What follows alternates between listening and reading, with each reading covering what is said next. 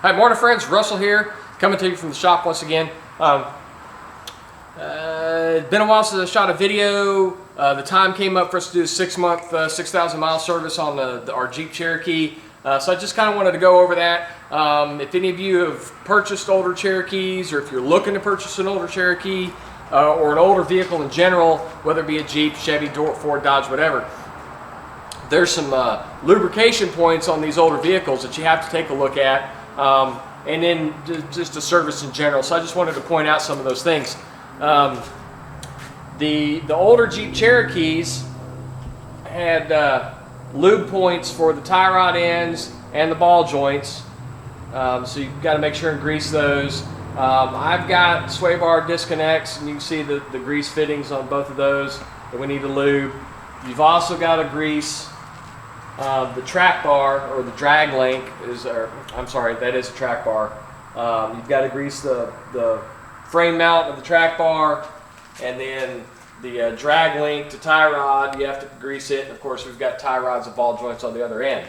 Every time I do an oil change on this vehicle, which the interval that I do is roughly about 6 months, 6,000 miles. The oil that I use, as you've watched in a previous video, is a high zinc semi-synthetic oil, so I can run to 6,000 miles on it without an issue. The only other two lube points we have to handle, and I don't know if you can zoom all the way down to here, is my drive shaft U-joints. I've got a Zerk fitting lube point on the aft one and one on the forward one, and that's just a matter of, lube one, get up in the vehicle, put it in neutral, spin the drive shaft around, and lube the other one. Those are the only two. The rest of the lube points, and of course I've got a lube point on the front drive shaft as well that has to be handled. And then it's just a matter of doing an oil change, and we're gonna do the oil change here real quick, and then put the car, or get the oil drain and the filter out. We'll put the car down, and when we're putting the oil in, I'll talk about some inspection points in the engine bay as well.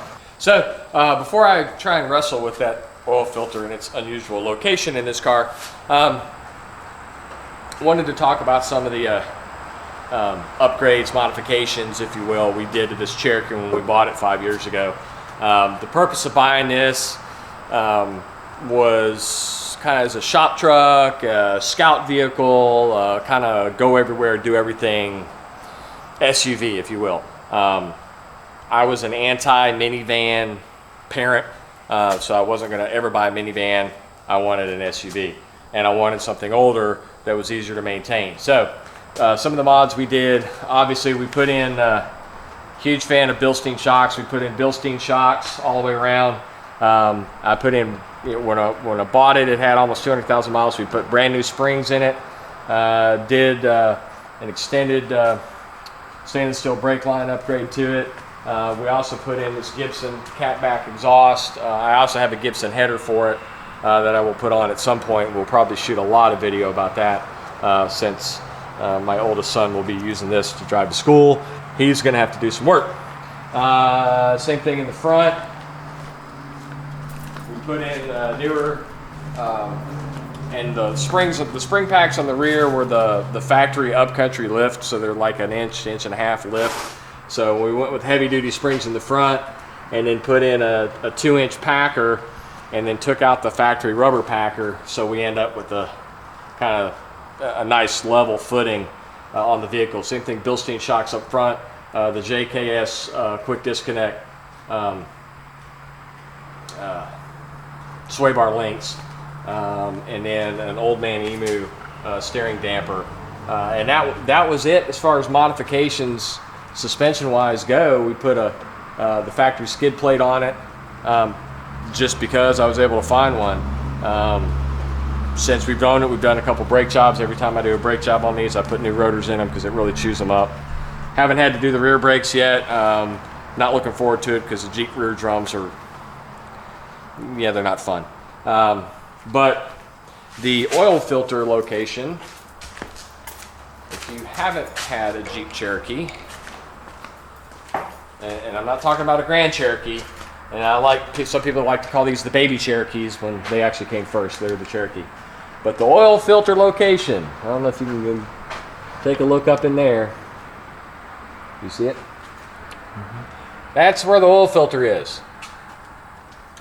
You have to come in from the top to loosen it, let the oil drain out, flip it upside down, and snake it out the top. And so that's why there's oil residue all over the place. It's just what it is. It's not as bad as a Porsche 944, which actually has the oil filter sitting upside down. And when you unscrew it, it just goes everywhere. So we're going to drop this thing back down, take care of the oil filter, and finish our 5-tire rotation, and put oil in it and be done with this. We've already done all the lube points, and we'll knock this thing out and get out of here. All right, so about to wrestle this oil filter out. Some of the things you got to do to get the oil filter out of here, and I've already done it and then used an oil filter wrench and loosened it. But for the sake of its expediency, we're going to talk about it. The vacuum control hose for the heater control has to be unplugged, and then you also have to unplug the oil pressure sending unit to get that electrical connector out of the way. Once that's out of the way, once those are out of the way, the oil filter is way down in there. And you probably can't actually see it. You'll see it when I pull it out. But after loosening it, you set a pan underneath because you're going to make a mess. Kind of screw it off, let the oil drain. But where I've got the camera pointed is where I'm pulling the filter out from.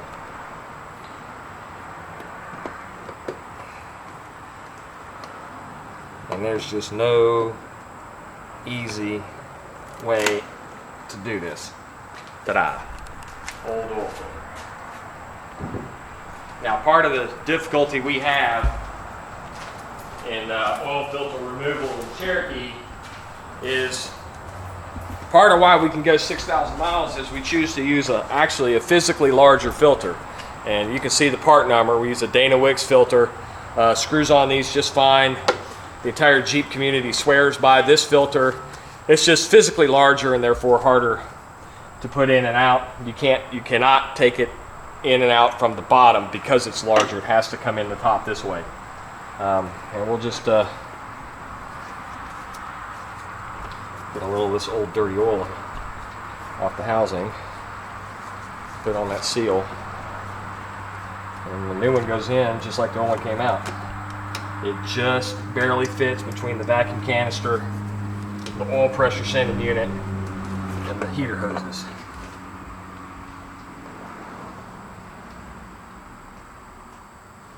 Come on, there we go.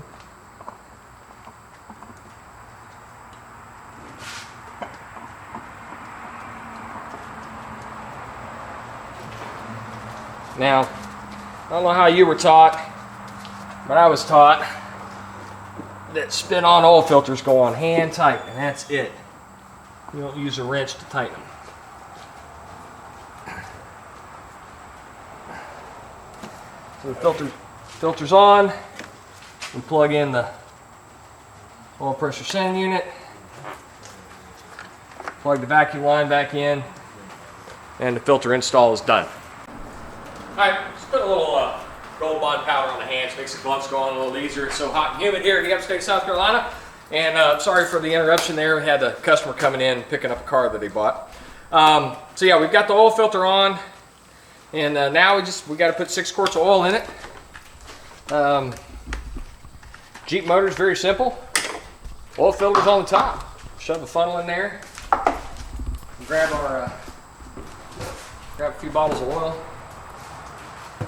Of course, as I talked about before, we're using the Pen Grade 1 with the high zinc content in the 10W30. Some of the later Cherokees, it's kind of an oil discussion, if you will. Some of the later Jeep Cherokees and Grand Cherokees had an oil cap on it that said 5W30. This one actually says 1030. Owner's manual for this 96 Cherokee says 5W30. Here's a little secret about the Jeep 4.0 and the Jeep 4.2 inline 6 motor. None of the bearing clearances changed throughout its entire production life. So why all of a sudden, starting about 96, did they spec a thinner oil?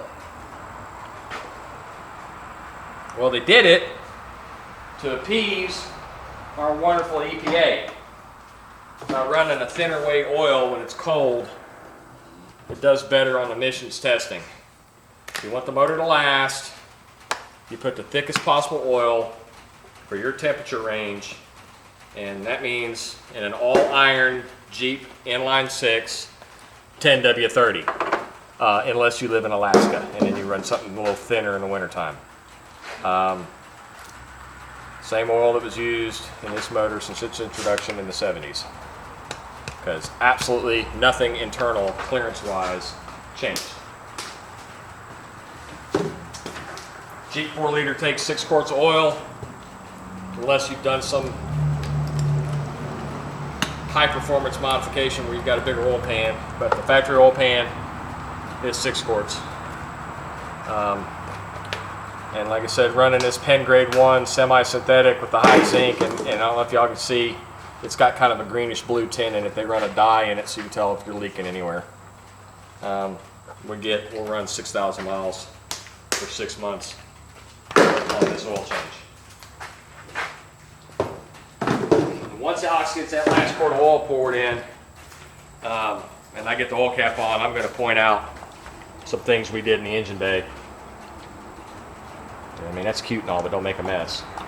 I'm trying to show the glue. I did that already.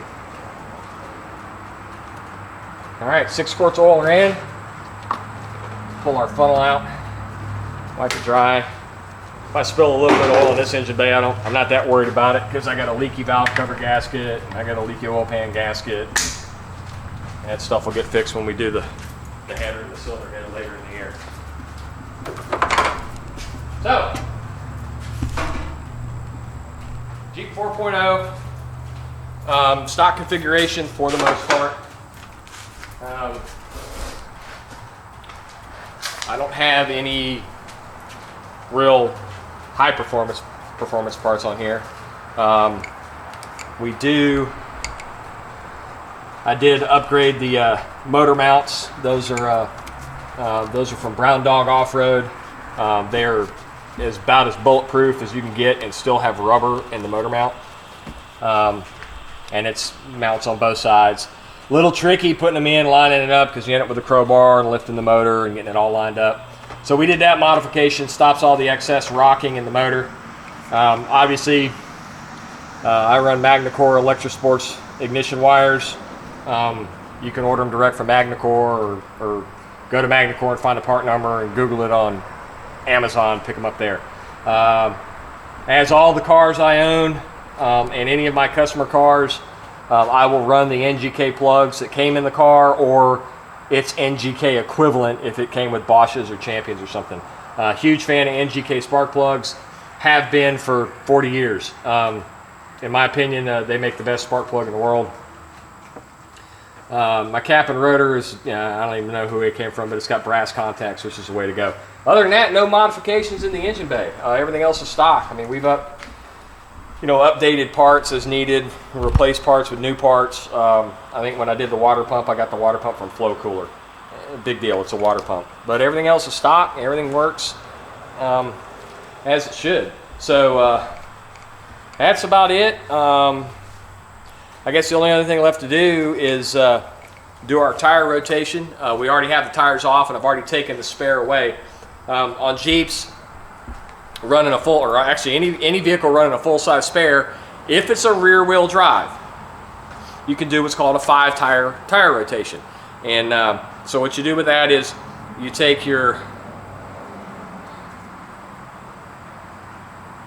I'm going to screw it up.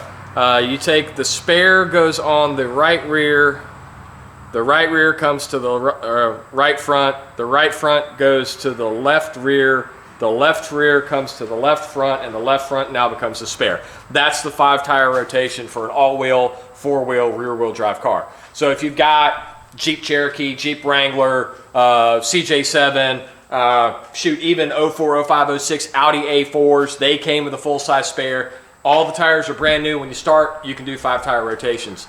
And it really helps even out the tread wear, and actually it lasts you longer, because if you actually wear these tires out, now your spare that's never been used is 3, 4, 5 years old. It needs to be replaced anyway from age. Might as well get some use out of it.